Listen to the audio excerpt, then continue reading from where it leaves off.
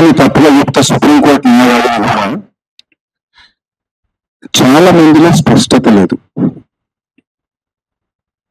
స్పష్టత లేకపోతే ఏ రకంగా మేకవన్నీ పొందొచ్చు మన గొంతును పిసికేస్తూ ఇప్పుడే ఒక 4 నిమిషాల ముందు ఒక మెసేజ్ వచ్చింది. అది కూడా నేను మీకు చూపెడతా. ఇక్కడ వచ్చినటువంటి బుడగ జంగాల సోదరులకు స్పష్టంగా నా సమస్య ఇది, నాకు ఈ పరిష్కారం కావాలి అని క్లారిటీ ఉన్నటువంటి వాళ్ళు ఎంతమంది ఉన్నారు? రైట్. సెకండ్ తప్పు, అసాధ్యమైనటువంటి కోరికలు. సెకండ్ 3%. ఎందుకంటే నేను చెప్పిన తర్వాత అది వాస్తవం అయితే ఒప్పుకుంది, వాస్తవం కాకపోతే ఇంటికెళ్ళి ఆలోచించండి. ద్రోణాచార్యుడు అర్జున్ యొక్క గురువు. విల్లు బాణం తీసి విల్లు ఎక్కుబెట్టినటువంటి సందర్భంలో చెట్టు మీద ఉన్నటువంటి పక్షికి గురి పెట్టాలి. అప్పుడు ద్రోణాచార్యుడు అడుగుతాడు అర్జునుని, అర్జున నీకు ఆ చెట్టు మీద ఏం కనబడుతున్నా? చెప్పండి, ఏం కనబడుతుందంటే ఏం చెప్తాను నేనైతే? ఆ పక్షి యొక్క కన్ను కనబడుతుంది అంటాడు.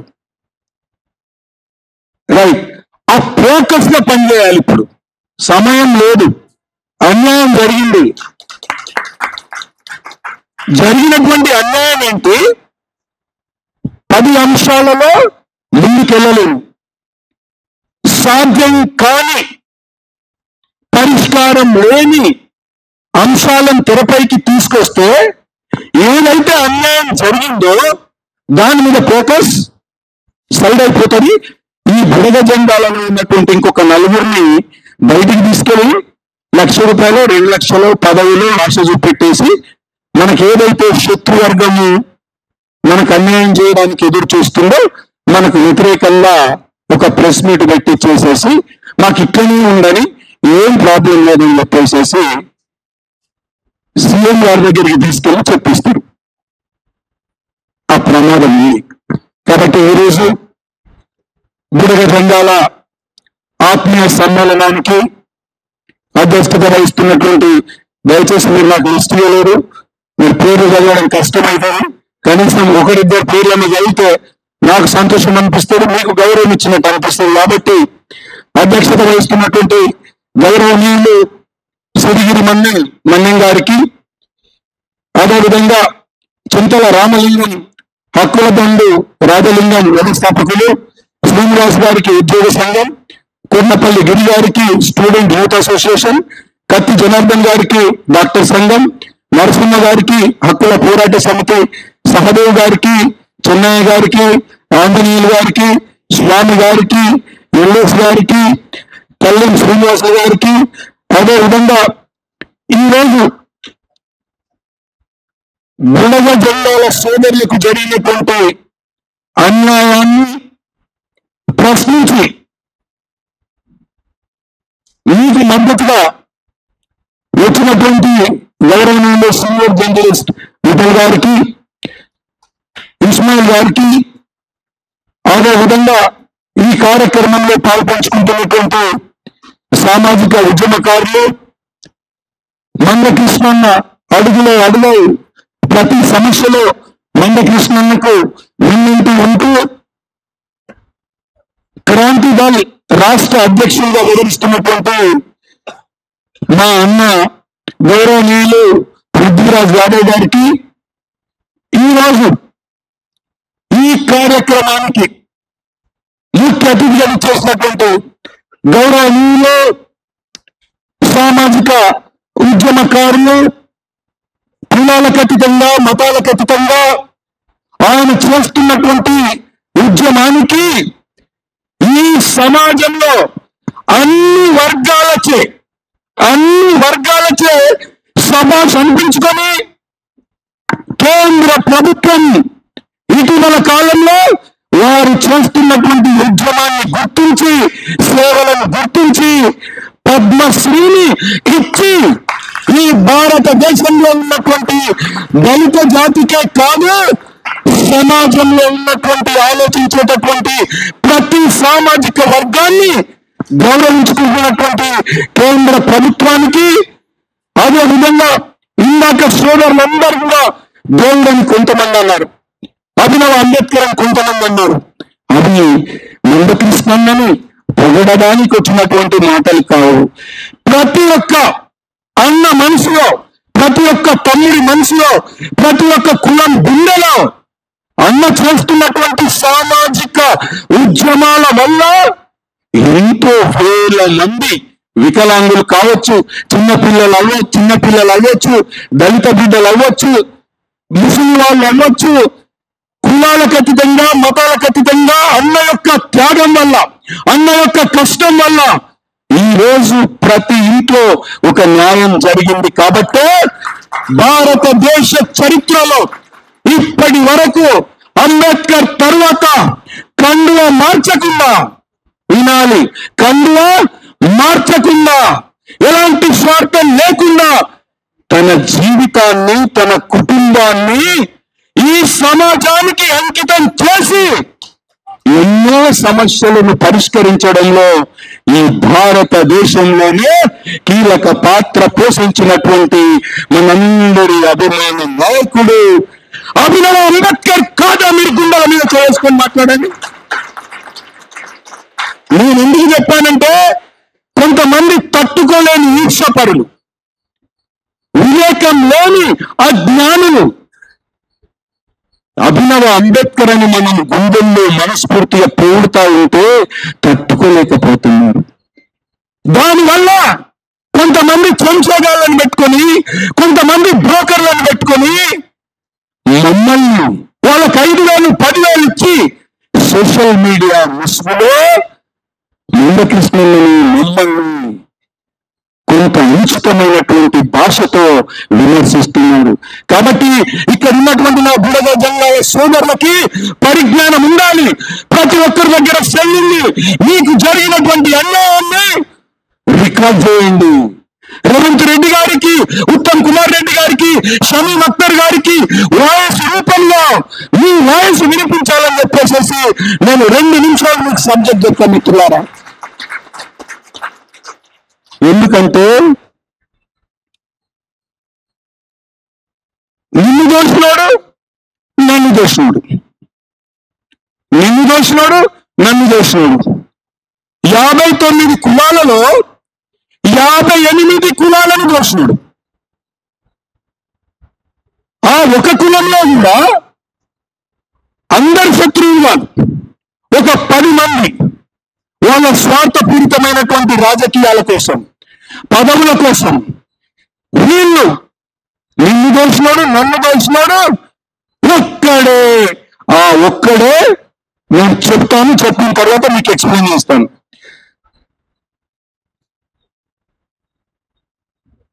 తమను ఎస్సీ వర్గీకరణలో గ్రూప్ సిలో ఉంచి ప్రత్యేకంగా నేత కాని కార్పొరేషన్ ఏర్పాటు చేయాలని హైదరాబాదు గాంధీ భవన్ లో చెన్నూరు ఎమ్మెల్యే వివేక్ వెంకటస్వామి ఆధ్వర్యంలో సీఎం కలిసిన నేత కాని నాయకులు. చెప్పిన కదా 5 అమూల్యమైన నాయకులు. ఇప్పుడు గుర్తుపెట్టుకోండి, మీకు వస్తున్నాను నేను. అంటే ఏంటి? 30 సంవత్సరాల పోరాటం వల్ల సమాజంలో ఉన్నటువంటి మేధావులు, ఇంక్లూడింగ్ మాల ప్రొఫెసర్లు, మాల ఐఏఎస్ అధికారులు, అదే విధంగా రాజకీయ పార్టీలన్నీ కూడా ఏకాభిప్రాయంగా వర్గీకరణ జరగాలి అనేటటువంటిది తీర్మానం చేశారు. నెంబర్ 1 అంటే వర్గీకరణను వ్యతిరేకించినటువంటి రాజకీయ పార్టీ ఏది కూడా లేదు.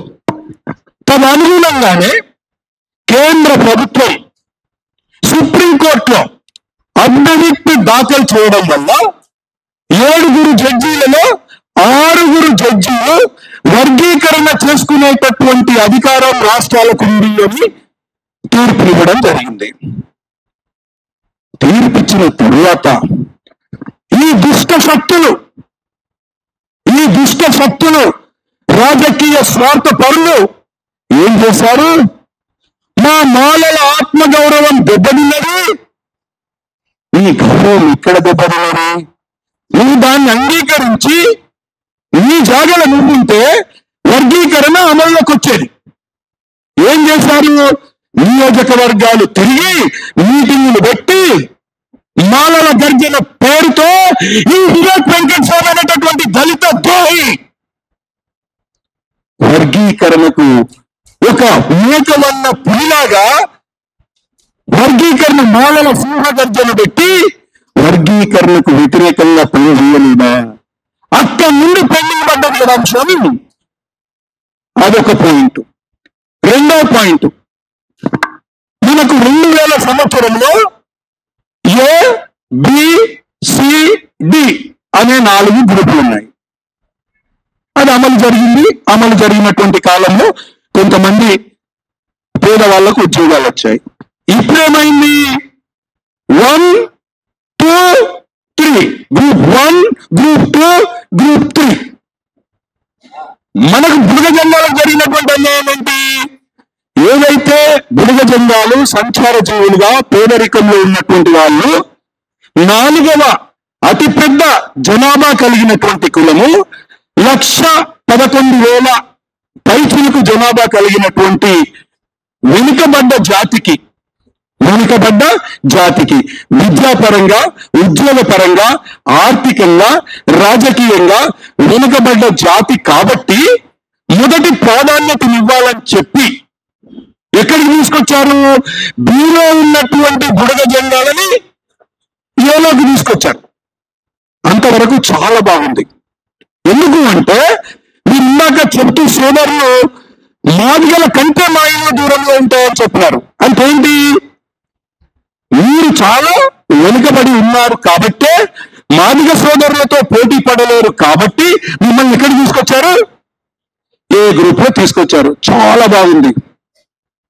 ఈ ఏ గ్రూప్ లో స్పష్టంగా చెప్తున్నాను, ఇది రాజకీయాలతో సంబంధం లేదు. వెంకటేష్ రెడ్డి అనేటటువంటి వ్యక్తి ఒక మాజీ గ్రూప్ 1 అధికారిగా, సుప్రీంకోర్టు న్యాయవాదిగా, మాజీ పెద్దపల్లి పార్లమెంట్ సభ్యుడిగా మీకు సంఘీభావం తెలపడానికి వచ్చినాను. ఇది 1000% వివేక్ చేసినటువంటి కుట్ర. వివేక్ మాత్రమే దీనికి సమాధానం చెప్పాలి. ఎందుకు చెప్తానో చెప్తా చూడండి. బాగుంది కదా? అంతకు ముందు గ్రూప్ 3లో అంటే సి కేటగిరీలో 2000 సంవత్సరంలో సి కేటగిరీలో ఏముంది? మన్నే పంబాల. అంటే ఏంటి? సి గ్రూప్ లో ఉన్నారు అంటే ఆర్థికంగా, సామాజికంగా, రాజకీయ పరంగా, విద్యాపరంగా మెరుగైన ఫలితాలను పొందిన అభివృద్ధి జరిగినటువంటి కులాలు. ఈ గ్రూప్ 1లో మీ క్రియేట్ చేసిన తర్వాత 1% ఇచ్చారు. 17 లక్షల పైచిలుకు జనాభా. 17 లక్షల పైచిలుకు జనాభా. ఈ 17,71,000 సారీ గ్రూప్ 1లో 1,71,000. ఈ 1,71,000లో సి గ్రూప్ లో ఉన్నటువంటి వాళ్ళని మన్నే పంబాల వాళ్ళు ఎంత ఉంటారు? 30 లక్షలు ఉంటారు, 30,000 ఉంటారు. అంటే 1,71,000 నుండి 30,000 తీసేస్తే ఎంత? 1,40,000. ఈ 1,40,000 బలహీన వర్గాల నా బుడగ జెండాల హక్కులను దోసుకోవడానికి, దోపిడీ చేయడానికి ఈ వివేక్ తో పాటు ఢిల్లీలో కూర్చున్నటువంటి ఇంకొక 2-3 మాల నాయకులు ఆ 30,000 మంది మన్నే పంబాల వాళ్ళని తీసుకొచ్చి నా బుడగ జెండాల గొంతు వేయడానికి గ్రూప్ 1లో పెట్టారు. ఇది మీ సమస్య, ఇది మన సమస్య. అర్థమైందా? కాబట్టి ఎక్కడికి వెళ్ళాలి ఇప్పుడు? మనం గొంతు కోయించుకోకుండా మన పిల్లలకి ఉద్యోగాలు రావాలన్నా, ఎడ్యుకేషన్ విద్యా సంస్థల్లో సీటు రావాలన్నా ఎంబీబీఎస్ కానివ్వండి, ఇంజనీరింగ్ కానివ్వండి, ఇంకోటి ఏం జరగాలి? ఈ గ్రూప్ 1లో ఏదైతే అభివృద్ధి చెందినటువంటి 2 కులాలను తీసుకొచ్చి పెట్టారో వెంటనే వీటిని తిరిగి సేలో కలపాలి. అప్పుడు మీ అవకాశాలని మీకే ఉంటాయి. ఇదే మన కన్నా, ఇదే మన ఫోకస్. ఈ రెండో ఆలోచన లేదు, 3% రాదు. ఎందుకంటే 2011 జనాభా లెక్కల ప్రకారం మనకు రావాల్సినటువంటి రిజర్వేషన్ శాతం 15%. 16% పెంచేటటువంటి అవకాశం లేదు. ఇటీవల జరిగినటువంటి జనాభా లెక్కల ప్రకారం జనాభా పెరిగినట్లయితే రిజర్వేషన్ కూడా పెరుగుతాయి. రిజర్వేషన్ పెరిగితే అప్పుడు మనం డిమాండ్ చేయొచ్చు. ఇప్పుడు డిమాండ్ చేసేటటువంటి అవకాశం లేదు. అర్థమైంది కదా? కాబట్టి ఓన్లీ 1 పాయింట్ ఏజెండా. ఏదైతే గ్రూప్ 1లో మన్ని, పంబాల, అంతకు ముందు సి కేటగిరీలో అభివృద్ధి చెందినటువంటి కులాలు ఏదైతున్నాయో ఆ కులాలను తీసుకెళ్లి సీలో వేయాలి. ఇక్కడ ఉన్నటువంటి నా బుడగ జంగాల సోదరులందరూ కూడా దీన్నే వీడియోలు తీయండి, సోషల్ మీడియాలో పెట్టండి. షమీన్ అఖ్తర్కి వెళ్తుంది, రేవంత్ రెడ్డి గారికి వెళ్తుంది, ఉత్తమ్ కుమార్ రెడ్డి గారికి వెళ్తుంది. రెండో అంశం, చాలా మంది కృష్ణన్న వెనుకలే ఉంటాం, voice of the voiceless.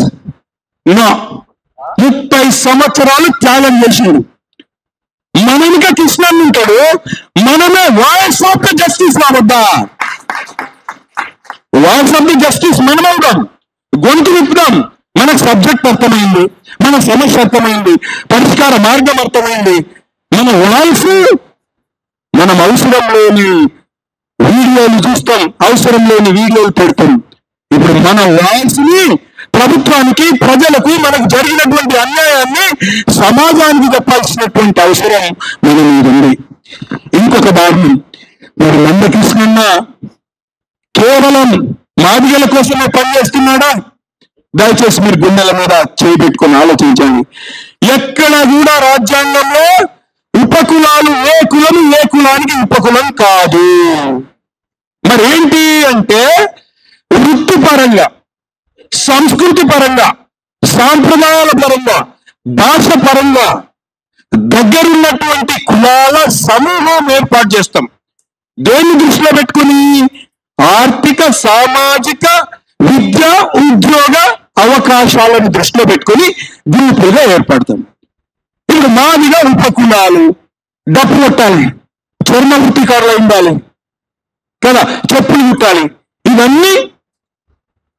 So ఈ రకంగా నందకృష్ణన్న ఈ రోజు మాదిగా ఉపకులాల కోసమే కాదు, ఏదైతే మాల నాయకుడు అని చెప్పుకుంటున్నటువంటి ఈ వివేక్ వెంకట స్వామి మాల సామాజిక వర్గానికి ద్రోహం చేస్తూ, ఒక మేక వల్ల పులి కుట్ర చేస్తూ, వర్గీకరణకు అడ్డం పడి దొంగ నాటకాలు ఆడుతూ మళ్ళీ బయటకు మాట్లాడతారు.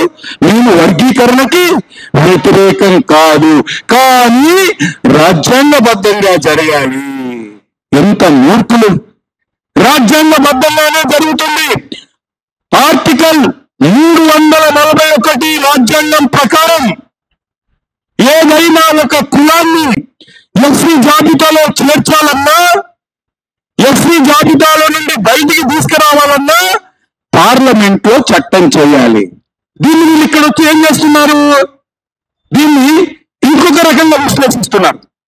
మనం ఇప్పుడేంటి, ఏ కులాన్ని ఎస్సీ జాబితాలో నుండి బయటికి తీయట్లేము, ఏ కులాన్ని చేర్చుకోవట్లేదు. ఏం చేస్తున్నాము? మనకు ఉన్నటువంటి 15% రిజర్వేషన్ ని జనాభా ప్రాతిపాదికన ఎవరి జనాభా ఎంత ఉంటే ఆ నిష్పత్తి ప్రకారం రిజర్వేషన్ తీసుకుంటున్నాం. అంటే ఎంత దుర్మార్గమైనటువంటి కుట్ర చేస్తున్నాడో ఈ వివేక్. అంటే కోట్ల నోట్లతో సీట్లు తెచ్చుకునేటటువంటి వివేక్ వెంకటస్వామి ఢిల్లీలో చక్రం తిప్పి, అక్కడ కొంతమంది పెద్ద మనుషులు ఉన్నారు, వాళ్ళ ద్వారా ఈ గ్రూప్ 1 లో మళ్ళీ మాల సామాజిక వర్గానికే పెద్ద పీట వేసేటట్టు పేరుకు మాత్రం వర్గీకరణ జరగాలి. సమాజంలో మేము ఎవరికి వ్యతిరేకం కాదు, కానీ ఆ ముసుగులో గ్రూప్ సిలో ఉన్నటువంటి 2 బలమైనటువంటి కులాలను తీసుకొచ్చి గ్రూప్ 1 లో వేసి నా బుడగ జెండాల గొంతుని నొక్కేయట్లేదా? ఇదొకటి. మూడవది, ఈరోజు దాదాపు టాకి వాళ్ళు, రెల్లి వాళ్ళు, స్కావెంజర్స్ అంటాం, వాళ్ళ జీవన విధానం ఎట్లుంటది? వాళ్ళని తీసుకొని వెళ్ళి సి గ్రూప్ లో వేయించారు. సి గ్రూప్ లో అభివృద్ధి చెందిన వాళ్ళు అంట వాళ్ళు.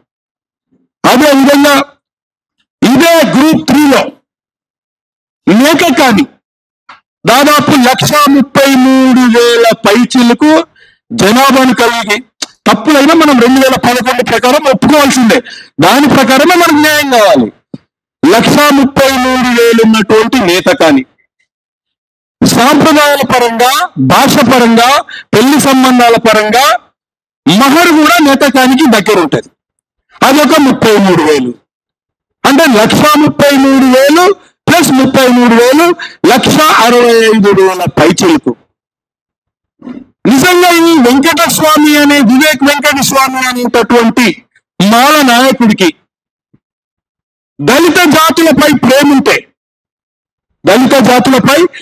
ఉంటే మరి వీళ్ళని ఒక సపరేట్ గ్రూప్ లో పెట్టి group A, group B, group C, group D అనేటటువంటిది ఏర్పాటు చేయమని చెప్పి మరి సీఎం గారి దగ్గర ఎందుకో వెళ్ళట్లేదు? అంటే ఈరోజు మాల ఉపజాతులను ఆయన మంత్రి పదవి కోసం, ఆయన ఆస్తులను కాపాడుకోవడం కోసమే బలి పశువులుగా చేస్తున్నాడు తప్ప దళితుల మీద ప్రేమ ఉన్నటువంటి వ్యక్తి వివేక్ వెంకటస్వామి కాదు. కాబట్టి ఈ వివేక్ వెంకటస్వామి అనేటటువంటి వ్యక్తి దళిత ద్రోహిగా నేను అభివర్ణిస్తా ఉన్నాను.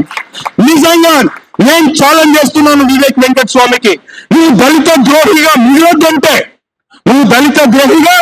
మిగలొద్దంటే గ్రూప్ ఏలో నా బుడగ జెండాల గొంతు పిసికేటటువంటి ఇవన్నీ పంబాల వాళ్ళని గ్రూప్ సిలో పెట్టాలని సీఎం దగ్గరికి పో, ఒక స్టేట్మెంట్ ఇవ్వు.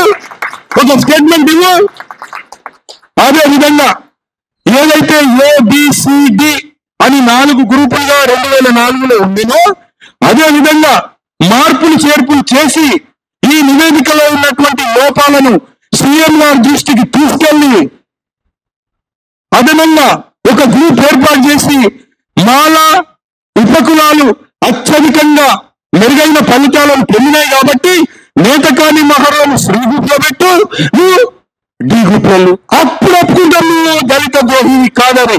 కాబట్టి దయచేసి గుర్తించండి, గత 30 సంవత్సరాలుగా ఒకే సామాజిక వర్గంలో ఉన్నటువంటి కొంతమంది రాజకీయ స్వార్థపరులు తెలంగాణ రాష్ట్రంలో ప్రత్యేకించి మాల నాయకుడని చలామణి అవుతున్నటువంటి మేకవన్న పులి ఈ నిజకు దళిత ద్రోహిగా మిగిలిందంటే దళితులలో ఉన్నటువంటి సమస్యలను పరిష్కరించడానికి ప్రెస్ మీట్ కన్నా రావాలి, కూర్చొని మాట్లాడడానికి రావాలి, లేదంటే సీఎం దగ్గరికి వెళ్ళి ఈ సమస్యలను పరిష్కరించినట్లయితే కనీసం దళిత నాయకుడిగా మిగులుతాడు, లేకపోతే దళిత ద్రోహిగా మిగులుతాడు అనేటటువంటి అంశాన్ని ఈ సందర్భంగా తెలియజేస్తూ మరొకసారి బుడగ జెండా సోదరులందరికీ కూడా ఒక నేతకాని బిడ్డగా అన్న అడుగులో అడిగేసి మీ అందరికీ ఎల్లవేళలా నేను అందుబాటులో ఉంటానని చెప్పి తెలియజేస్తూ ఈ అవకాశం ఇచ్చినటువంటి పెద్దలకి కృతజ్ఞతలు తెలియజేస్తాను.